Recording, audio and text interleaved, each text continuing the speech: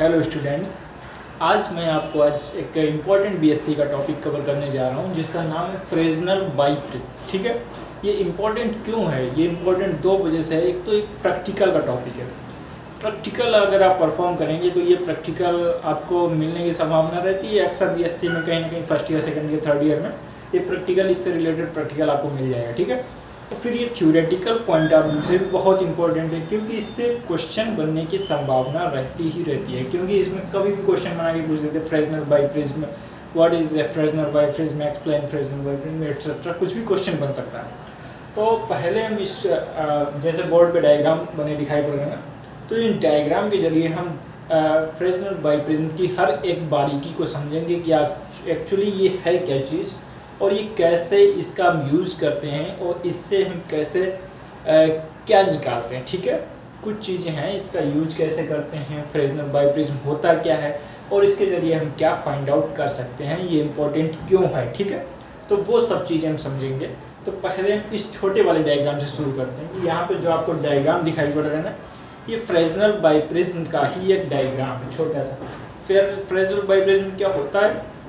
दो right angle prism होते हैं, जैसे ये छोटा सा राइट एंगल प्रिज्म ऊपर, एक छोटा सा राइट एंगल प्रिज्म नीचे। ठीक है, इनके एंगल जो होते हैं अल्फा 30 मिनट के एंगल होते हैं और ये 179 डिग्री होता है। 30 मिनट मिलके 1 डिग्री हो गए, 1 डिग्री और 180 डिग्री का एंगल परफॉर्म कर लेते हैं। फ्रेजनल बाइप्रिज्म का अगर 3D में डायग्राम देखेंगे इस टाइप का डायग्राम है। एक्चुअली ये प्रिज्म ही है, दो प्रिज्म को मिला के बनाया गया फ्रेजनल बाइप्रिज्म। प्रिज्म बहुत छोटे छोटे अल्फा एंगल्स के प्रिज्म हैं, उनको मिला के लगभग देखने में ये फ्लैट टाइप का लगता है लेकिन छोटा सा लगता है प्रिज्म। ठीक है, तो ये इस टाइप से फ्रेजनल बाइप्रिज्म है।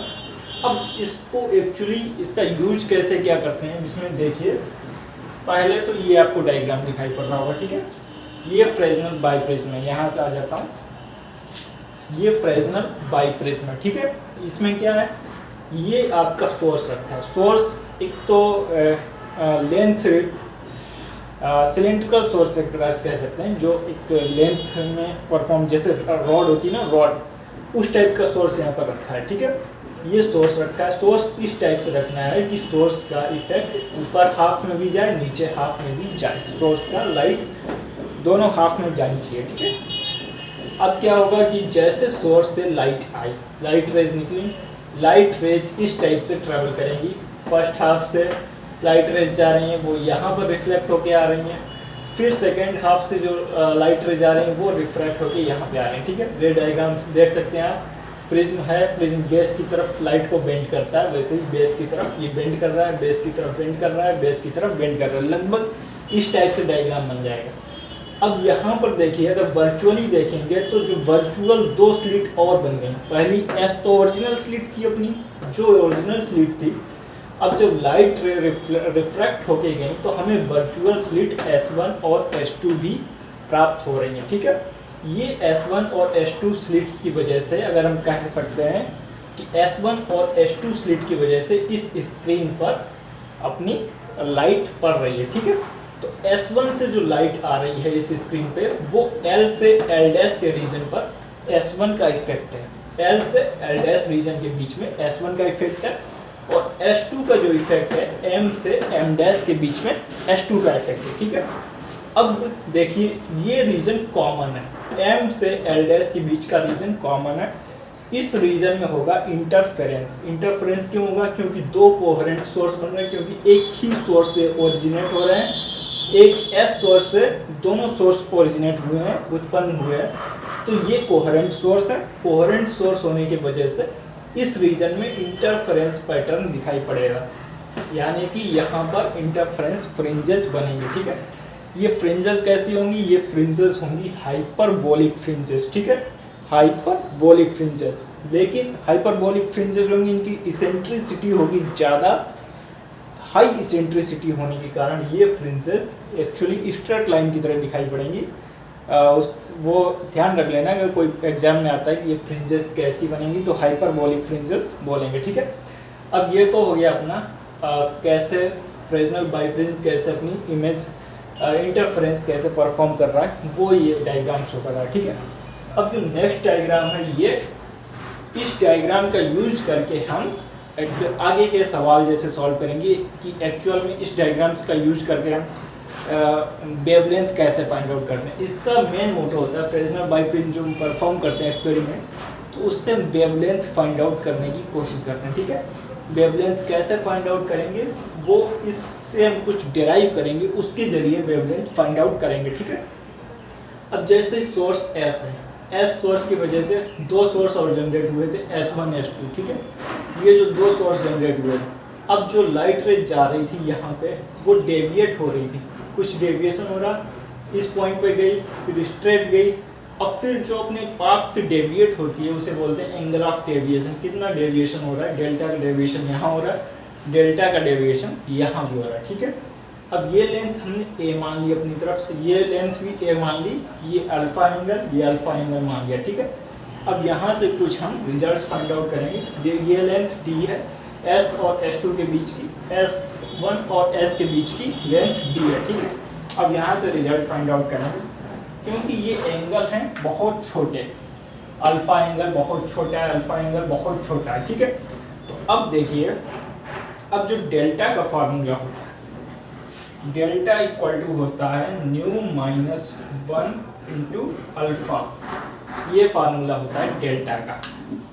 ठीक है, delta equal to mu minus 1 alpha, mu यहाँ पर रिफ्रैक्टिव इंडेक्स, -1 और अल्फा जो ये एंगल है वो अल्फा। ठीक है, अब यहाँ पर देखिए SS1, जो SS1 है, अगर यहाँ पर हम ट्रिग्नोमेट्री लगाएंगे, थोड़ा सा tan का फार्मूला लगाएंगे, tan थीटा जब छोटा होता है तो वो अप्रॉक्सीमेटली इक्वल होता है थीटा के बराबर। ठीक है, तो यहाँ पर SS1 किसके बराबर हो जाएगा, a डेल्टा के बराबर। ठीक है, a डेल्टा के बराबर। ठीक है, अब वैसे ही SS2 जो हो जाएगा, SS2 भी a डेल्टा के बराबर हो जाएगा। ठीक है, अब जो SS1 है वो देखिए क्या था, SS1 था a डेल्टा के बराबर, और डेल्टा जो अपना था न्यू माइनस 1 अल्फा के बराबर। ठीक है, अब डेल्टा की जगह हम रख देंगे न्यू माइनस 1 अल्फा, तो SS1 आ जाएगा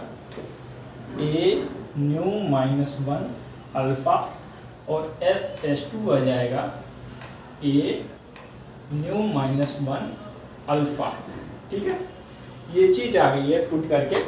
अब SS1 और SS2 को अगर हम ऐड कर लें, SS1 और SS2 को ऐड करेंगे तो D लेंथ तो इसकी है, D लेंथ इसकी है, यानी कि D प्लस D 2D आ जाएगा। ठीक है, तो 2D equal to 2a mu minus 1 alpha, ये रिजल्ट आपका आ रहा है 2D equal to 2a mu minus 1 alpha. ठीक है, अब ये रिजल्ट आ रहा है। अब बीटा एक्चुअली होगा क्या, जैसे हम एक्सपेरिमेंट परफॉर्म करेंगे तो माइक्रोमीटर वगैरह का यूज करके एक्सपेरिमेंट परफॉर्म करेंगे, फ्रिंजेस बनेंगी, उन फ्रिंजेस की हम रीडिंग माइक्रोमीटर के जरिए लेंगे कि ये फ्रिंज इस रीडिंग पे बन रही है, दूसरी फ्रिंज उस रीडिंग पे बन रही है, तीसरी उस रीडिंग बन रही है, फिर उनका जो डिफरेंस हम लेंगे उसे फ्रिंज विड्थ बोलते हैं, उसे हम बीटा से रिप्रेजेंट करते हैं। ठीक है, और बीटा जो होती है फ्रिंज विड्थ होती है। अगर हमें ये चीज़ फाइंड आउट हो जाए बीटा कितनी होगी, तो फिर हम लैम्डा भी निकाल सकते हैं। उसके लिए एक फार्मूला होता है,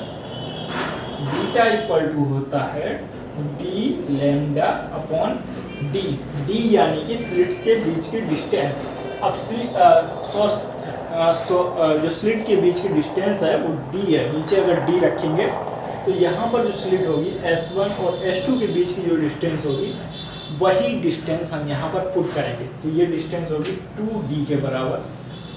ठीक है, beta equal to D lambda upon 2D आ जाएगा। ठीक है, अब एक्चुअली हम करेंगे क्या, यहाँ से हम सीधे लैम्डा निकाल सकते हैं। लैम्डा इक्वल टू होता है 2D बीटा अपॉन D।